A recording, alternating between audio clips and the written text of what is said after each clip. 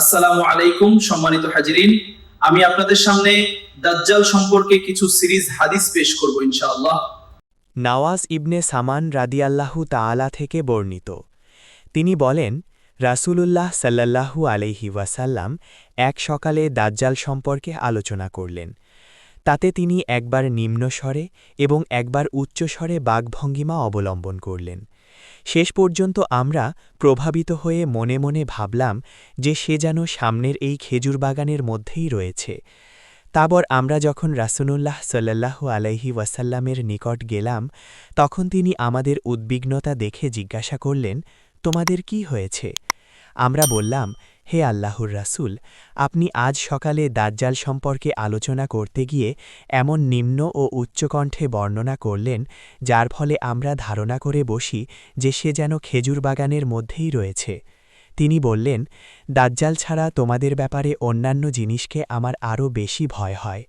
আমি তোমাদের মাঝে থাকাকালে দাজ্জাল যদি আত্মপ্রকাশ করে, তাহলে আমি স্বয়ং তোমাদের পক্ষ থেকে তার প্রতিরোধ করব। আর যদি তার আত্মপ্রকাশ হয় এবং আমি তোমাদের মাঝে না থাকি, তাহলে তোমরা প্রত্যেক ব্যক্তি নিজ নিজ আত্মরক্ষা করবে, আর আল্লাহ স্বয়ং প্রতিটি মুসলিমের জন্য আমার প্রতিনিধিত্ব করবেন।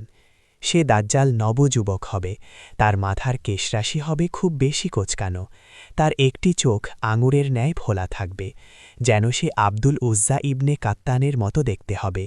সুতরাং তোমাদের যে কেউ তাকে পাবে, সে যেন তার সামনে সূরা কাহফের শুরুর 10 পর্যন্ত আয়াতগুলি পড়ে। সে শাম ও ইরাকের মধ্যবর্তী স্থানে আবির্ভূত হবে, আর তার ডাইনে বামে এদিকে ওদিকে ফিতনা ছড়াবে। হে আল্লাহর বান্দারা, ওই সময় তোমরা অবিচল থাকবে। আমরা বললাম, পৃথিবীতে তার অবস্থান কতদিন থাকবে? তিনি বললেন, 40 দিন পর্যন্ত, আর তার একটি দিন 1 বছরের সমান দীর্ঘ হবে, একটি দিন হবে 1 মাসের সমান লম্বা, একটা দিন 1 সপ্তাহের সমান হবে, এবং বাকি দিনগুলি প্রায় তোমাদের দিনগুলির সমপরিমাণ হবে। আমরা বললাম, হে আল্লাহর রাসূল, যে দিনটি 1 বছরের সমান লম্বা হবে, তাতে আমাদের একদিনের 5 ওয়াক্তের নামাজই কি যথেষ্ট হবে? তিনি বললেন, তোমরা দিন-রাতের 24 ঘণ্টা হিসাবে অনুমান করে নামাজ আদায় করতে থাকবে। আমরা জিজ্ঞাসা করলাম, ভূপৃষ্ঠে তার দ্রুতগতির অবস্থা কী রূপ হবে? তিনি বললেন, তীব্র বায়ুতাড়িত মেঘের ন্যায় দ্রুত বেগে ভ্রমণ করে অশান্তি ও বিপর্যয় ছড়াবে। সুতরাং সে কিছু লোকের নিকট আসবে ও তাদেরকে তার দিকে আহ্বান জানাবে, এবং তারা তার প্রতি ঈমান আনবে ও তার আদেশ পালন করবে।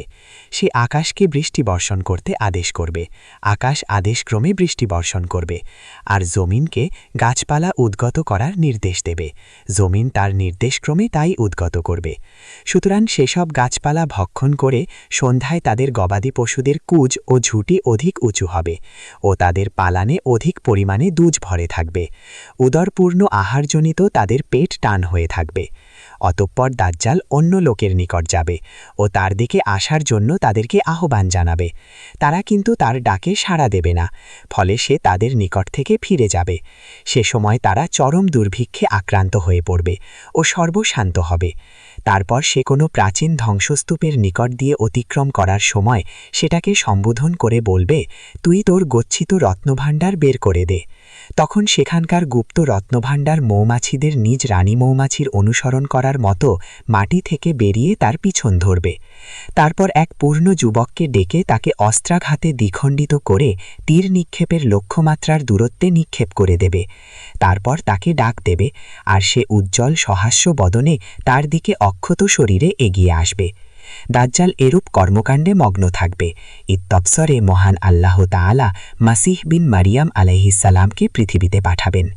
তিনি দামেস্কের পূর্বে অবস্থিত শ্বেত মিনারের নিকট অর্স ও জাফরান মিশ্রিত রঙের 2 বস্ত্র পরিহিত অবস্থায় 2 জন ফিরিস্তার ডানাতে হাত রেখে অবতরণ করবেন। তিনি যখন মাথা নিচু করবেন, তখন মাথা থেকে বিন্দু বিন্দু পানি ঝরবে, এবং যখন মাথা উঁচু করবেন, তখনও মতির আকারে তা গড়িয়ে পড়বে।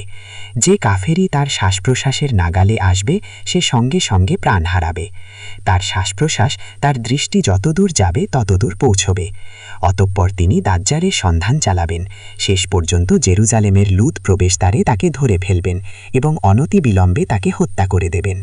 তারপর ঈসা আলাইহিসসালাম এমন এক জনগোষ্ঠীর নিকট আসবেন যাদেরকে আল্লাহ তাআলা দাজ্জালের চক্রান্ত ও ফিতনা থেকে মুক্ত রেখেছেন। তিনি তাদের চেহারায় হাত বুলাবেন, বিপদমুক্ত করবেন এবং জান্নাতি তাদের মর্যাদা সম্পর্কে তাদেরকে জানাবেন। এসব কাজে তিনি ব্যস্ত থাকবেন। এমন সময় আল্লাহ তাআলা তার নিকট ওহী পাঠাবেন যে আমি আমার কিছু বান্দার আবির্ভাব ঘটিয়েছি, তাদের বিরুদ্ধে কারো লড়ার ক্ষমতা নেই। সুতরাং তুমি আমার প্রিয় বান্দাদের নিয়ে তুর পর্বতে আশ্রয় নাও। আল্লাহ তাআলা ইয়াজুজ মাজুজ জাতিকে পাঠাবেন। তারা প্রত্যেক উচ্চ স্থান থেকে দ্রুত বেগে ছুটে যাবে। তাদের প্রথম দলটি তাবারি হ্রদ পার হওয়ার সময় তার সম্পূর্ণ পানি এমনভাবে পান করে ফেলবে যে তাদের সর্বশেষ দলটি সেখান দিয়ে পার হওয়ার সময় বলবে, এখানে একসময় পানি ছিল। আল্লাহর নবী ঈসা আলাইহিসসালাম এবং তার সাথীরা অবরুদ্ধ হয়ে পড়বেন। এমনকি শেষ পর্যন্ত তাদের কাছে একটি গরুর মাথা বর্তমানে তোমাদের ১০০টি স্বর্ণমুদ্রা অপেক্ষা অধিক উত্তম হবে। সুতরাং আল্লাহর নবী ঈসা আলাইহিসসালাম এবং তার সঙ্গীগণ আল্লাহর কাছে দোয়া করবেন। ফলে আল্লাহ তাআলা তাদের ইয়াজুজ মাজুজ জাতির ঘাড়সমূহে এক প্রকার কীট সৃষ্টি করে দেবেন, যার শিকারে পরিণত হয়ে তারা একসঙ্গে সবাই মারা যাবে। তারপর আল্লাহ তাআলার নবী ঈসা আলাইহিসসালাম এবং তার সাথীগণ নিচে নেমে আসবেন। তারপর এমন অবস্থা ঘটবে, সেই অঞ্চল তাদের মৃতদেহ ও দুর্গন্ধে ভরে থাকবে। এক বিঘত জায়গাও তা থেকে খালি থাকবে না। সুতরাং ঈসা আলাইহিসসালাম এবং তার সঙ্গীরা আল্লাহর কাছে দোয়া করবেন। ফলে তিনি বুকতি উটের ঘাড়ের ন্যায় বৃহদাকার এক প্রকার পাখি পাঠাবেন। তারা উক্ত লাশগুলিকে তুলে নিয়ে গিয়ে আল্লাহ যেখানে চাইবেন সেখানে নিয়ে গিয়ে নিক্ষেপ করবেন। তারপর আল্লাহ তাআলা এমন প্রবল বৃষ্টি বর্ষণ করবেন যে কোনো ঘর ও শিবির বাদ পড়বে না। সুতরাং সমস্ত জমিন ধুয়ে মসৃণ পাথরের ন্যায় অথবা স্বচ্ছ কাচের ন্যায় পরিষ্কার হয়ে যাবে। তারপর জমিনকে আদেশ করা হবে যে তুমি আপন ফলমূল যথারীতি উৎপন্ন করো ও নিজ বরকত পুনরায় ফিরিয়ে নাও। সুতরাং বরকতের এত ছড়াছড়ি হবে যে একটি মাত্র ডালিম ফল ভক্ষণ করে পরিতৃপ্ত হবে এবং তার খোসার নিচে ছায়া অবলম্বন করবে। পশুর দুধে এত প্রাচুর্য প্রদান করা হবে যে একটি মাত্র দুগ্ধবতী উটুনি একটি সম্প্রদায়ের জন্য যথেষ্ট হবে, একটি দুগ্ধবতী গাভী একটি গোত্রের জন্য যথেষ্ট হবে, আর একটি দুগ্ধবতী ছাগি কয়েকটি পরিবারের জন্য যথেষ্ট হবে।